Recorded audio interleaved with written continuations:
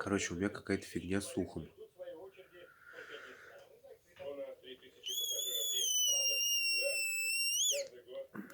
Свистит.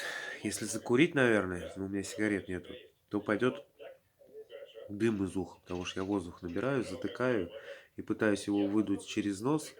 У меня происходит такой свист в ухе. Короче, кошмар какой-то.